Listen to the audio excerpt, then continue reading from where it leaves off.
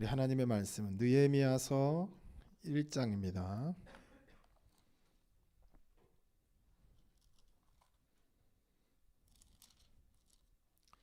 느헤미야서 1장 1절부터 11절까지 1장 전체의 말씀을 우리가 함께 교독하도록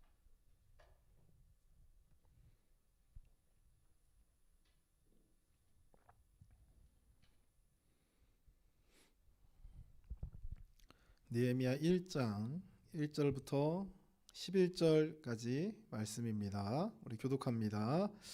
하갈의 아들 느헤미야 말이라. 아닥사스다 왕 제20년 기슬왈에 내가 수산궁에 있는데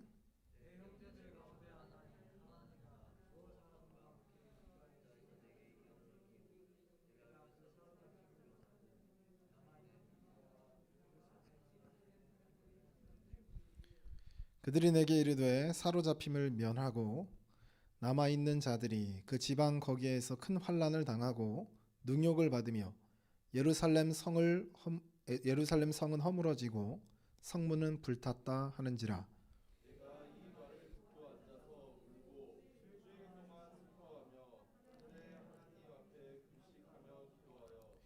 이르되 하늘의 하나님 여호와 크고 두려우신 하나님이여 주를 사랑하고 주의 계명을 지키는 자에게 언약을 지키시며 긍휼을 베푸시는 주여 간구하나이다.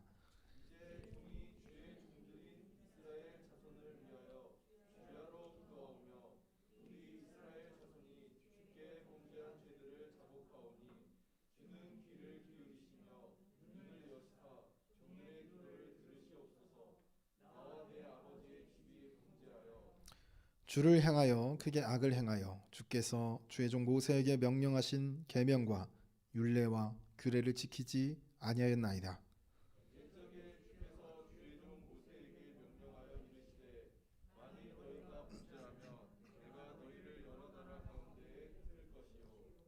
만일 내게로 돌아와 내 계명을 지켜 행하면 너희 쫓긴 자가 하늘 끝에 있을지라도 내가 거기서부터 그들을 모아 내 이름을 두려고 택한 곳에 돌아오게 하리라 하신 말씀을 이제 청하건대 기억하옵소서.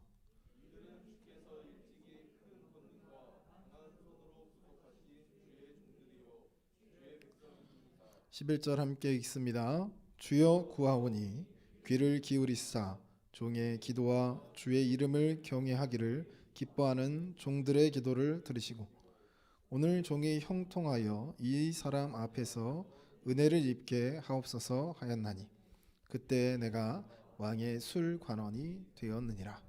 아멘. 할렐루야. 오늘 이렇게 이 오후 예배에 오신 여러분들을 주님의 이름으로 환영하고 축복합니다. 이제 우리가 저번 주에 에스라서를 봤죠. 에스라서와 느헤미야는 뭐 의견이 분분하긴 합니다만 제가 봤을 때는 아니라 역사적인 관점에서 봤을 때 그 책은 원래 하나로 묶여 있는 책으로 봐야 합니다. 그래서 에스라와 느헤미야는 한 저자가 또는 한 저자이거나 또는 공통된 목적을 가지고 저술한 책. 그래서 뭐 흔히 말하는 1, 2권, 1편, 2편 정도가 되겠죠. 그래서 에스라하고 느헤미야는 이렇게 한 권으로 우리가 생각하면 편합니다. 오늘 본문에서 말하는 느헤미야가 지으려고 했던 건축물은 성전이 아니라 성전 주변을 둘러싸고 있는 예루살렘 성벽입니다. 성벽. 이 예루살렘 성전은 규모가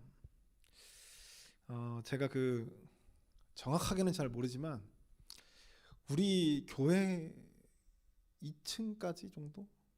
그 정도 규모 정도밖에 안 돼요. 그래서 아무리 당시에 뭐 기술이 좀 부족하고 해도 그렇게 짓는데 오랜 시간이 걸리진 않습니다.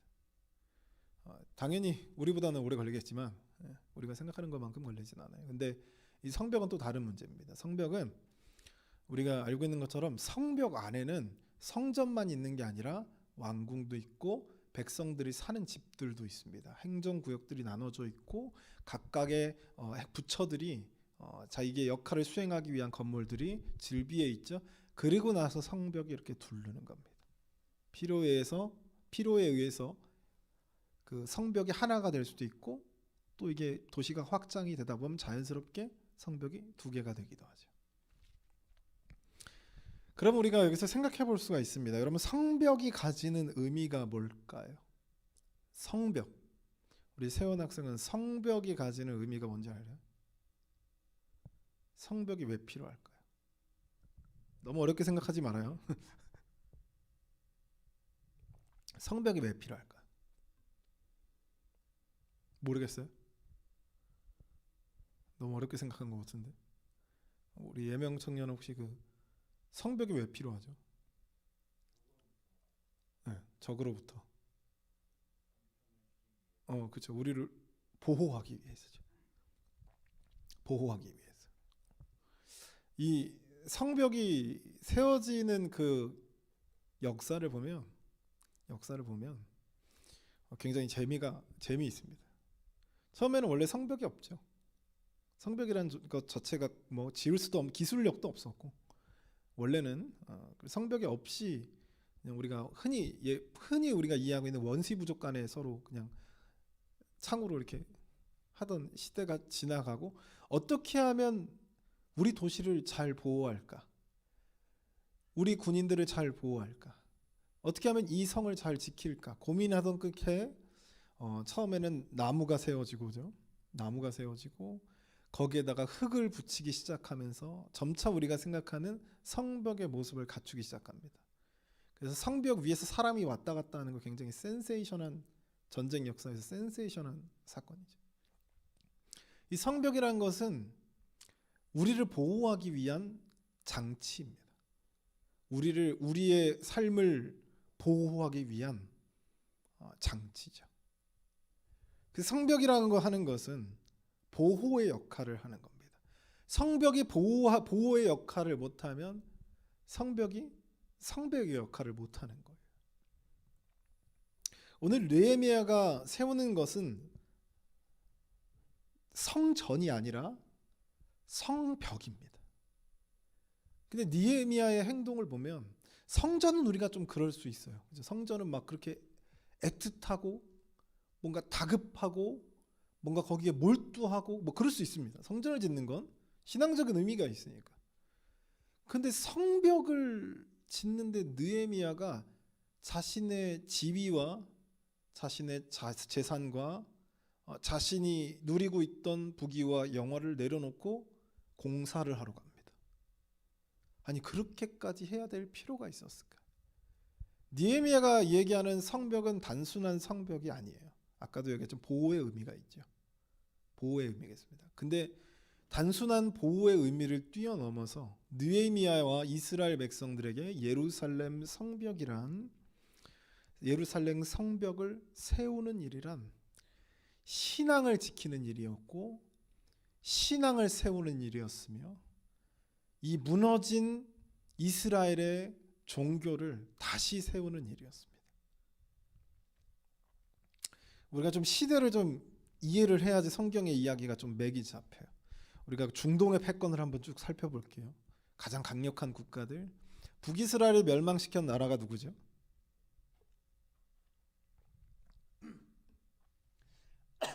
오늘 아침에 유초등학생들한테 물어봤더니 바로 나오던데, 북이스라엘을 멸망시켰던 나라가 어느 나라예요?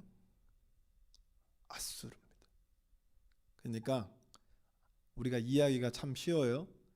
중동의 그 당시 패권을 쥐고 있던 나라가 아수르였고, 그 패권의 팽창 속에서 북이스라엘이 멸망한 겁니다. 그 다음에 남유다는 어디에게 멸망하죠? 바빌로니아 제국이라고 얘기하죠. 우리 역사에는 그렇게 배울 거예요. 바벨론이 이 중동의 패권을 쥐게 됩니다. 아수르를 무너뜨리고 소아시아 지역까지 완전히 점령을 하면서 남하 정책을 하죠. 이집트를 향해서. 그리고 그 중간에 걸리적거렸던 남유다. 이 친구들이 또 남유다가 또 한번 점령했는데 또 자기네들 왕이 또 바벨론이 왕을 새로 시드기야를 세워놨던 시드기야가 또 이집트하고 손잡으려고 하고, 그러다가 남유다가 완전히 멸망해버리죠. 자, 이 아수르와 바벨론에 의해서 중동의 패권이 또 한 번 바뀝니다. 어느 나라로 바뀔까요?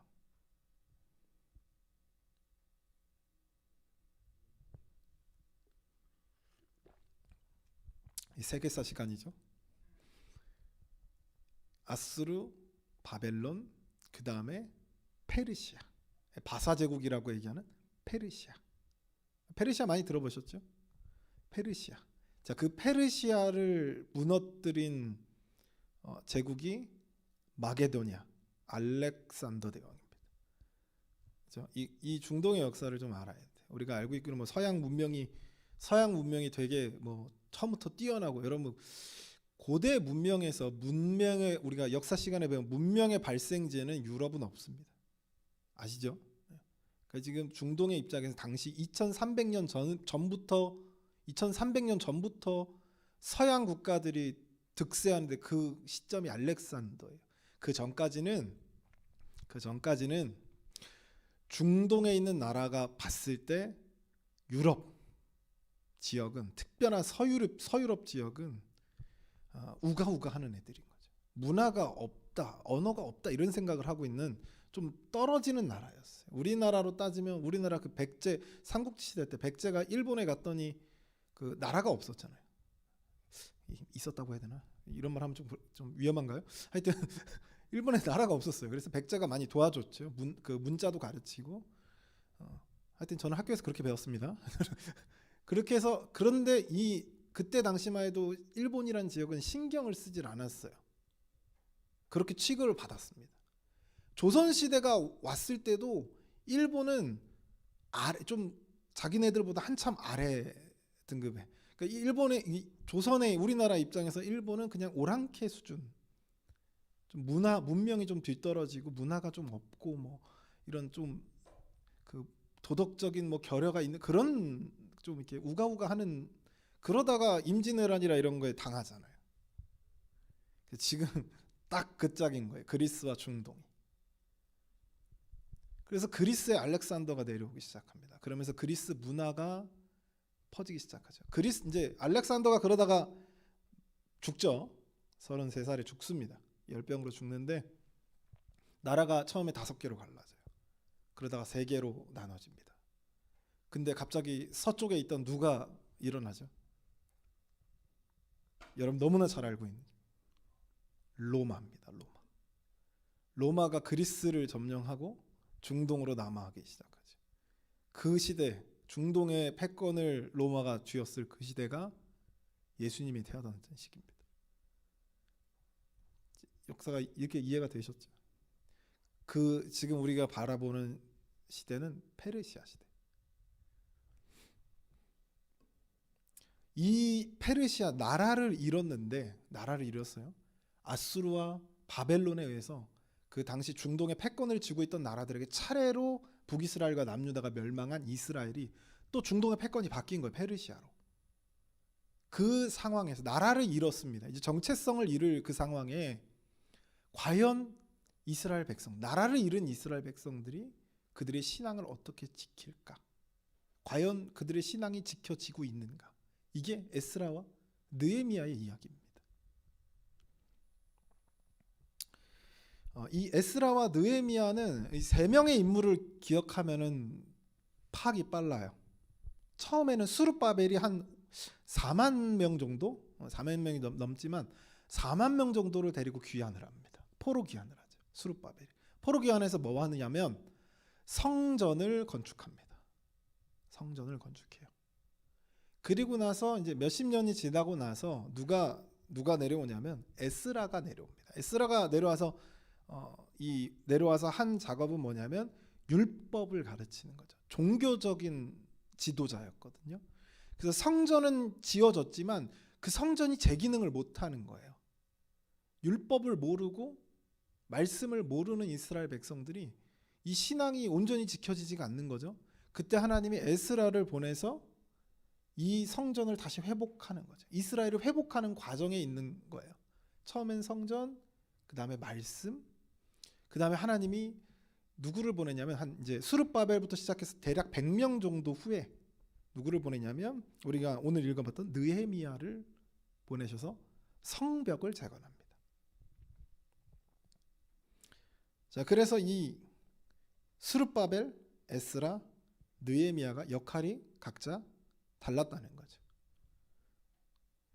이 느헤미야의 내용을 보면 느헤미야가 아닥사스다 왕, 그러니까 지금 페르시아가 고레스 아시죠? 고레스에서 스룹바벨이 4만 명을 데리고 성전을 지으러 갔습니다. 고레스 시대 때. 고레스 시대 다음 왕이 누구냐면 우리가 그 300 영화 보셨죠? 크세스. 너무 말이 어렵나요? 그 나는 신이다 그 있잖아요. 머리 빡빡 밀어가지고 뭐 이상한 변태같이 입고 와가지고 나는 신이다 막 그러면서 있죠. 그 300 영화에 나왔던 그 인물이 고레스 다음에 나오는 왕 크세스. 성경에서는 아닥사스다 왕으로 나오죠. 아닥사스다 왕이 아니라 다른 왕입니다. 헷갈렸어요. 그 다음에 왕이 아닥사스다 왕입니다. 그래서 이 아닥사스다 왕 때 처음에 에스라가 갔고, 그래서 율법과 말씀으로 이스라엘을 회복시키고, 그 다음에 갔던 사람이 느헤미야가 가서 성벽을 재건했던 거죠. 자, 이 느헤미야가 이 아닥사스다 왕 때 여기 오늘 본문에 보면 어디라고 돼? 수산궁이라고 돼 있어요. 수산궁은 수도궁이 아니라 약간 별장 느낌의 궁이었어요. 근데 이 왕들이 당시에는 참 우리나라 조선 같은 경우는 왕들이 직무를 안 보고 놀러 다니면은 막 난리가 났었는데 여긴 그렇지가 않아요. 자주 놀러 갔습니다. 정무는 이제 대리를 시키기도 하고 뭐 다른 사람을 시키기도 하고 이제 그러면서 이제 이런 별궁이라고 그러죠. 별궁에 자주 갔었어요. 거기서 일했던 사람이 누구였냐면 오늘 느헤미야였죠. 느헤미야에게는 동생 하나니라고 하는 사람이 있었습니다. 근데 하나니는 포로로 안 끌려왔고 그리고 이 느헤미야는 포로로 끌려왔었던 거죠. 근데 이 느헤미야가 우리처럼 지금처럼 뭐 인터넷에서 검색해보나 뭐 전화를 할 수 있는 시대가 아니니까 동생에게 소식을 들었던 거예요. 계속 듣는데 예루살렘 성전이 지어지고 뭐 성전이 지어지기까지 여러 사건이 있고 뭐 에스라가 가가지고 말씀을 전하고 이스라엘을 다시 회복하기 위해서 개혁을 일으키는데 번번이 실패하는 그 내용들을 계속 듣고 있었던 거예요. 느헤미야가. 근데 느헤미야가 계속 궁금하니까 하나니가 주기적으로 와서 알려줬던 건데 하나니가 올 때는 뭔가 소식이 있는 거예요. 뭔가 사건이 있는 겁니다. 근데 하나니가 온 거죠. 동생이 온 거예요. 동생이 와서 무슨 일이냐 물어봤더니 예루살렘 성벽이 무너지고 예루살렘 성문이 불탔다는 거죠. 지금 딱 이 얘기만 들어도 우리가 어떤 상황이냐면 우리가 에스라서에서도 봤지만 에스라가 성전을 지으려고 할 때 그 주변에 살던 사마리아 지역에 살던 뭐 다른 데서 이렇게 이주해 온 이주민들 그리고 남아 있던 유대인들이 섞여서 이게 이스라엘 사람인지 아닌지 모르는 그 사람들과 마찰이 일어납니다. 우리도 같이 성전 지을래요 했더니 안 돼. 라고 했다가 둘이 이제 싸움이 납니다. 이게 지금까지 이어져 오고 있는 거죠. 그래서 예루살렘 성벽이 무너지고요. 성문이 불타버립니다. 이 소식을 들은 이 느헤미야가 얼마나 속이 상했는지 며칠 동안이나 금식하면서 하나님께 기도합니다. 그 기도한 내용이 오늘 우리가 읽었던 내용이에요. 대부분 지금 11절 중에서 절반 이상이 기도하는 내용입니다. 기도하는 내용으로 이루어져 있죠. 그렇게 기도하다가 하나님께 먼저는 회개하죠. 우리가 이렇게 범죄해서 포로로 끌려왔습니다. 근데 하나님 두 번째는 간구를 합니다. 근데 하나님께서 분명히 약속하셨잖아요. 우리를 회복시키시기로 약속하셨으니까 그것을 기억하시고 이스라엘을 회복시켜 주세요라고 하는 게 그의 기도의 주된 내용이었어요. 근데 여기서 기도에만 그치는 것이 아니라 이제 느헤미야가 왕의 술 따르는 관원장이었어요. 우리가 술 따른다 그러면 좀 부정적인 그 생각이 있어가지고 되게 하찮은 직업이라고 생각하지만 이 중동 문화, 이스라엘 문화에서는 이집트 문화에서는 술을 따르는 것은 특별한 사람만 따를 수가 있어요. 그러니까 생각해 보면 그래도 우리나라 그 조선이라든지 이런 때는 뭐 암살의 위협은 있었지만 그 암살을 하는 게 쉽지 않았어요. 그 나라가 유교 나라였기 때문에 왕을 암살한다, 자기가 섬기는 주인을 암살한, 이게 쉽지 않은 나라가 조선이었습니다. 근데 이 중동은 그렇지가 않아요. 그러니까 중동의 역사를 보면 대부분 암살로 죽고 음독으로 죽습니다. 그러니까 독 먹어서 죽은 거죠. 그러니까 왕위가 바뀌는데 아들이 좀 기다려주면 되잖아요. 아버지가 이제 나이가 좀 들었어요. 아버지가 나이가 들었어요. 근데 전쟁에서 패배하고 돌아왔어요. 그럼 좀 기다려주면 돼요. 어차피 자기가 물려받을 거 아니에요? 근데 아버지를 암살해요. 아버지를 독살해버립니다. 그리고 되게 그 독살을 하면 우리는 조선의 문화, 우리나라의 문화로는 좀 조용하잖아요. 내가 안 죽였어. 아니야, 나 아니야. 이러잖아요. 근데 거기는 아예 공개를 해버리죠. 내가 죽였다. 내가 죽였어, 왕이 내 거야. 누가 덤빌 사람 누구야, 그죠? 그러니까 이게 영화의 300에서 좀 오버하긴 하지만 내가 신이다, 이게 그냥 나온 게 아니에요. 막 채찍을 받아, 이 크세스 왕이 그리스를 정벌하려고 하는데 파도가 치는 거예요. 파도가 쳐서 못 넘어가요. 그러니까 이 왕이 어떻게 하는 줄 아세요? 채찍 들고 가가지고 바다를 때렸다니까요. 감히 네가 내 앞을 막아? 정신이 나갔죠, 우리가 봤을 때는.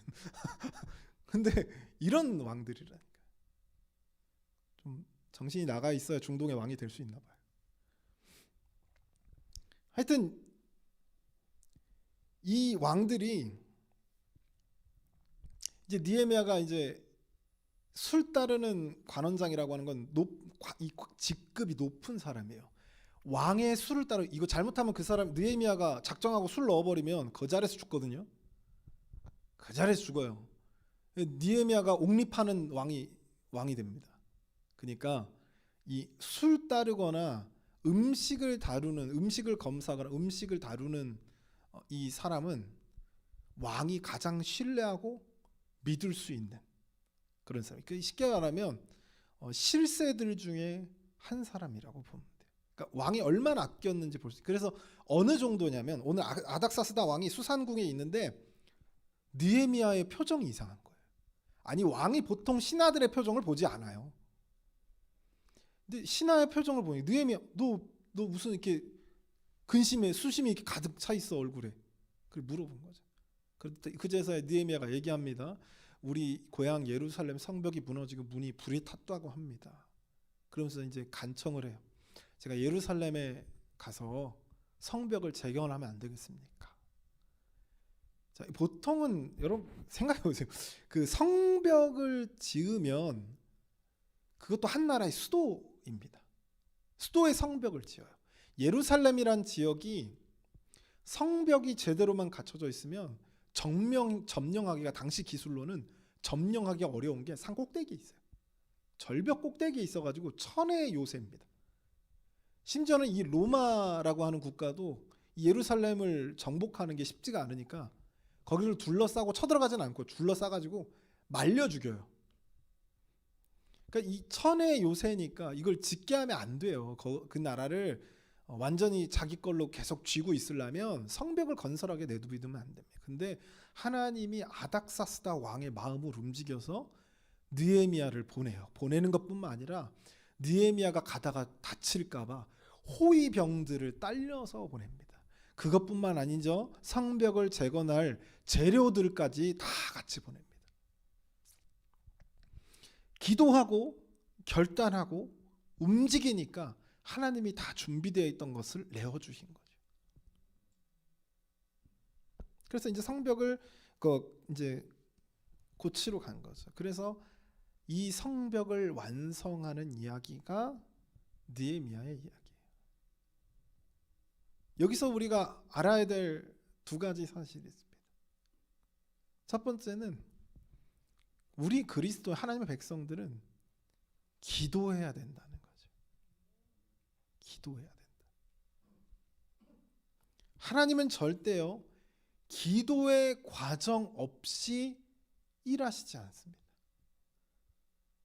우리의 신앙이 가끔 이렇게 생각할 때가 있어요. 아유, 내가 기도하든 안 하든 뭐 하나님의 뜻이 바뀌는 것도 아닌데 뭐하러 기도하나, 이렇게 생각해요. 근데 하나님은 자세히 성경을 보세요. 자세히 성경을 보세요. 심지어 예수님까지도, 예수님께서 세례를 받으세요. 세례를 받고 사복음서 모두 세례를 받고 예수님이 어디로 가시죠? 어디로 가세요? 자, 아시는데 지금 대답 안 하시는 거죠? 겸손, 그죠? 광야로 갑니다. 40일 동안 금식 기도를 하죠.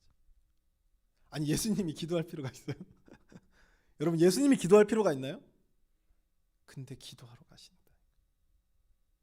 기도하러 가시고 사단의 시험도 받으세요. 그 과정을 다 이겨내고 예수님의 사역이 시작되는 거죠. 하나님의 역사가 시작되는 겁니다. 기도가 없이 하나님은 절대 일하시지 않아요. 하나님은 기도 없어도 일할 수 있거든요. 여러분이 없어도 일할 수 있어요. 근데 하나님은 꼭 어떻게 하시냐면 하나님의 사람을 붙잡아서 그를 기도하게 만들고 그 기도의 과정을 통해서 이 하나님의 사람으로 만들어서 하나님의 역사를 이루게 만듭니다. 우리가 잘 알고 있는 아브라함도, 제가 누차 말씀드리지만 아브라함이 처음 부름을 받았잖아요. 괜찮은 사람이었냐? 신앙적으로는 형편없는 사람. 하나님의 약속을 믿지 못해서 하나님의 약속의 땅을 떠나가지고 이집트로 도망가잖아요. 가뭄 오니까 거기서 아내 뺏기죠. 겨우 다시 돌려받아서 왔습니다. 그 몇 번의 과정 속에서 하나님을 믿지 못해가지고 하나님 계속 찾아가요. 계속 찾아갑니다. 그에 반해서 아브라함의 아들이었던 이삭은 이야기가 짧아요. 문제가 없었거든요. 딱 한 번 있었습니다. 아버지를 닮아서 자기 아내를 또 누이라고 했다가 한번 뺏긴 적이 똑같죠. 그죠? 아버지와 아들이 부전자전이라고 똑같은 잘못을 해요. 근데 또 의미는 조금 다릅니다. 하여튼 아브라함 문제가 많아서 이야기가 길어요. 여러분, 야곱 아시죠? 야곱은 양아치죠. 제가 제일 싫어하는 인물입니다. 그죠? 야곱은 정말 문제가 많은 사람이었어요. 그래서 정말 이야기가 깁니다. 그 과정에서 보면 정말 그 부족한 부분들을 하나님이 거르고 깎아서 만들어내는 과정이에요. 그래서 하나님은요, 기도의 과정을 통해서 일하세요. 우리를 기도하게 만들어요. 어려움을 당하게 만들어요. 야곱이 형에게 죽임을 당할 그 순간에 남아서 하나님과 씨름을 하죠. 그 과정을 통해서야만 하나님이 일하시는 거예요. 왜냐하면 우리 그리스도인들은요, 이 기도의 과정을 통해서 무엇을 알게 되냐면 하나님의 뜻을 알게 됩니다. 그래서 하나님의 목표를 알게 되고요, 하나님의 마음을 알게 됩니다. 그래서 하나님의 마음을 소유하고요, 하나님의 뜻을 소유하게 돼서 결국에는 이 과정을 거친 사람들이 하나님이 원하시는 길을 걷게 되는 거죠. 이 과정을 거치지 않은 사람들은 하나님의 말씀이 아무 의미가 없어요. 아무 영향력이 없습니다. 근데 이 모든 과정을 거친 사람들은 하나님이 말씀하셨다라고 하면 어떻게 해요? 홍해로도 들어가는 거죠. 여리고성 앞에라도 서는 겁니다. 골리앗 앞에 나아가는 거죠. 돌멩이 하나 들고요. 어떠한 어려움과 역경이 와도요, 이 과정을 거친 사람은 이겨낼 수 있다는 거죠. 왜 그러냐면 하나님에 대한 확신이 있기 때문입니다. 확신이 있어요. 하나님이 이런 뜻을 갖고 있구나. 이런 마음을 갖고 있구나. 그럼 내가 하나님의 말씀에 순종해서 나아가면 되겠구나. 확신이 있기 때문에 어려워도 이겨낼 수 있어요. 그런데 안타깝게도 많은 그리스도인들이 이 기도의 과정을 거치지 않습니다. 아니, 이 기도로 들어가지 않아요. 기도하지 않죠. 왜냐하면 하나님이 없어도 지금 내가 처한 문제를 해결할 수 있다라고 우리가 믿기 때문입니다. 다시 말씀드리면 왜 기도하지 않느냐? 내가 필요하지 않다라고 느끼는 거죠. 근데 가만히 여러분 생각해 보시면 그 초등학교 아이들이, 중학교 아이들이, 고등학교 아이들이 문제가 없다고 생각해요. 공부를 안 하는데 문제가 없다고 생각합니다. 지금 20살 어른이 되기까지 그 과정 속에서 내가 잘 준비해 놔야지 이런 생각 없이 지금 나는 잘 해가고 있다고 생각해. 문제가 없다. 내 능력으로 해결할 수 있다라고 생각해. 근데 부모의 입장에 어떻게 해야 되죠? 수학 학원도 보내고 영어 학원도 보내고 AI 학원도 보내고, 그죠? 이런 거 다 보내야 되네. 태권도 하는, 피아노도 배우고, 혹시 모르니까 여러 것들을 보내보는 거죠. 근데 이 아이의 입장에서는 아니 그런 거 안 다녀도 내 문제 내가 잘 해결하고 있는데 라고 생각하는 거예요. 그러니까 내가 지금 실패하고 있는데 실패하고 있다는 사실을 내가 몰라요. 그래서 기도가 필요 없습니다. 실패하고 있으면서 실패하고 있음을 알아차리지 못해서 결국 기도하지 않아요. 그래서 하나님의 마음을 알지 못하고요. 하나님의 뜻을 알지 못해요. 결국 하나님이 원하시는 길을 걸을 수가 없는 거죠. 역경이 닥쳐왔을 때 하나님에 대한 확신이 없기 때문에 어떻게 하죠? 포기해버립니다. 놔버려요. 그래서 우리가 기도하라라고 하는 내용은, 기도하라라고 하는 명령은 하나님께서 왜 기도의 과정을 통해서 일하시냐? 우리 느헤미야서에서 우리 1장 전체에서 한 80%가 기도예요. 기도가 중요하기 때문입니다. 우리 그리스도인들에게 하나님은 기도하게 시키는 이유가 있다는 것이죠. 또 한 가지는 기도만으로 멈춰서는 안 된다. 기도만으로 멈출 수가 없기는 해요. 기도를 했으면 우리는 자연스럽게 결단을 하게 되죠. 하나님의 뜻을 알았잖아요. 마음을 알았으니까 결단을 하게 됩니다. 내가 이렇게 살아야겠구나. 이렇게 행동해야 돼. 이런 결정을 내려야겠구나. 그러면 뭐가 따라오냐면 행동이 따라옵니다. 행동이 따라와요. 오늘 느헤미야는 에스라는요. 우리 에스라서에 나오는 스룹바벨과 에스라는 종교 지도자입니다. 지금으로 따지면 목사님 정도 되겠죠. 근데 느헤미야는 평신도예요. 신학이라고는 아예 모르는 평신도입니다.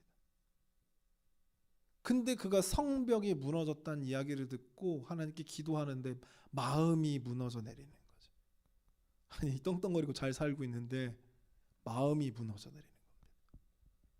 우리 이스라엘의 신앙과 미래가 무너져 내리는 것처럼 느꼈다는 거죠. 그래서 이 사람은 결단을 합니다. 그리고 왕 앞에 정말 말도 안 되는 내용이에요. 그 왕 앞에 우리나라 수도 성벽 좀 지을게요. 이게 말이 되는 이야기입니까? 지금 아닥사스다 왕 입장에서는 자기가 점령했던 나라들 다 성벽 다 없애버리고 싶을 텐데 자기가 통치하기 쉽게 반란을 일으키지 못하게. 그래서 이 성벽을 짓는 과정에서 아닥사스다 왕에게 편지를 보내요. 그 대적자들이 이들이 반란을 일으키려고 성벽을 짓습니다 라고 고발해요. 이거 당연한 얘기예요. 상식적인 이야기니까. 그런데 이 아닥사스다 왕에게 느헤미야가 성벽 좀 건설해 주세요 라고 했을 때 이 결단, 이 행동, 이 움직임이 기도의 과정 없이는 만들어질 수 없어요. 잘못하면 너 뭐야? 너 역적이야? 죽어. 이렇게 될 수 있어요. 아까도 얘기했지만 중동의 그 왕들이 약간 변태적인 왕들이 많았다니까요. 막 채찍으로 받아 때리고 막 이런 변태가 나는 왕이다 이런다니까요. 나는 신이야 이런다니까요. 그러니까 이게 상식적이지 않아요. 우리가 생각하는 그 왕들이 상식적이지가 않은데 느헤미야가 거기다가 대고 성벽을 건설하겠습니다라고 얘기하는 거죠. 근데 아닥사스다 왕이 그걸 허락해줘요. 그것뿐만 아니라 허락뿐만 아니라 전폭적인 지지를 해주죠. 기도하고 결단하고 행동했을 때 그 다음의 결과는요 우리가 생각할 필요가 없다는 거죠. 실패와 성공 생각할 필요가 없다는 겁니다. 느헤미야는 평신도 사역자였지만 하나님께 정말 놀랍게 쓰임 받은 사람입니다. 여러분 생각해보세요. 느헤미야가 떵떵거리고 잘 살다가 손에 흙도 안 묻혀봤을 거 아니에요. 근데 그 사람이 와서 성벽을 재건하는데 얼마나 힘들었을까요? 여러분 공구리 쳐보셨어요? 삽질 해보셨습니까? 삽질 10분만 하면 막 땀이 비 오듯이 나요. 느헤미야가 궁중에 있다가 공사지으로 간 거라니까요. 얼마나 힘들었을까. 심지어는 수많은 대적자들이 예루살렘 성벽에 올라가는 걸 보고 그들을 치려고 군대를 모읍니다. 그래서 어떻게까지 성벽을 짓냐면 한 손에는 무기를 들고요.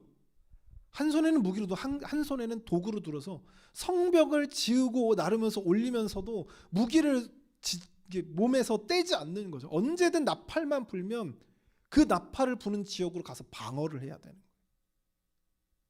완전 무장한 상태에서 공사를 하고 있는 거죠. 얼마나 불편했을까. 제가 군대에서 이제 상황이 걸려요. 이제 가짜 진짜는 아니지만 상황 훈련을 하는 거죠.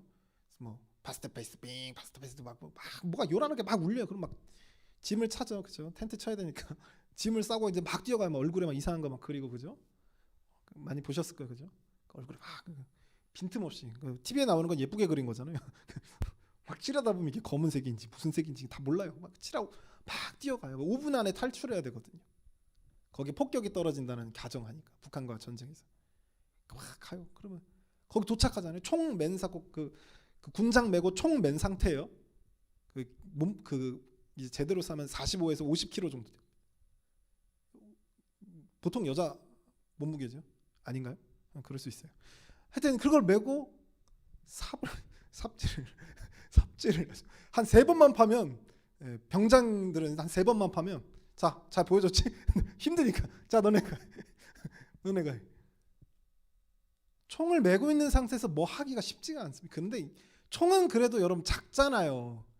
옛날에 창은 사람보다 큽니다. 그걸 맨 상태에서 공사를 하고 있는 거예요. 느헤미야는 지휘관이거든요. 총 지휘관이에요. 얼마나 힘들었을까요? 얼마나 부담스러웠을까요? 이걸 포기하고 궁으로 가버리면 얼마나 편할까요? 근데 느헤미야는 한 번도 포기하지 않습니다. 너무나 힘들었지만 오히려 느헤미야는 행복해 보였어요. 성벽을 짓는 그의 그 마음이 행복해 보였습니다. 왜냐하면 확신이 있었기 때문이죠. 이건 확실히 하나님이 원하시는 뜻이야라고 하는 확신이 있었기 때문에 우리는 그것을 뭐라고 하냐면 믿음이라고 얘기합니다. 사랑하는 성도 여러분, 기도하시길 바랍니다. 그리고 행동하시길 바랍니다. 실패할지 성공할지 그 결과는요 우리의 몫이 아니에요. 우리가 생각할 일이 아닙니다. 하나님이 시켰으면, 하나님의 말씀이라면 그대로 따르는 거죠. 확신을 가지고. 아까도 말했지만 기도 없이는 그 확신을 가질 수가 없습니다. 하나님이 원하시면 우리는 그곳으로 가는 겁니다. 때문에 사랑하는 성도 여러분, 여러분의 성벽을 세우시길 바랍니다. 무슨 일이 있어도 여러분의 신앙의 성벽을 세우시길 주님의 이름으로 소원합니다. 기도하겠습니다.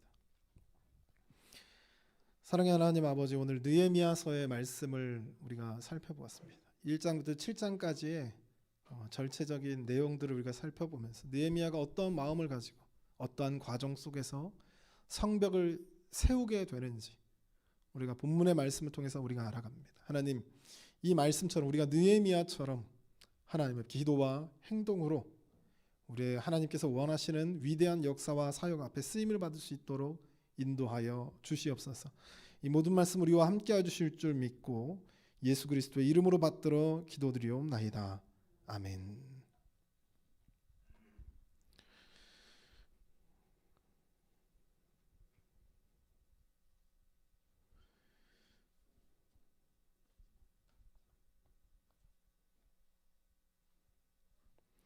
우리 찬송가 부르겠습니다. 찬송가 325장입니다.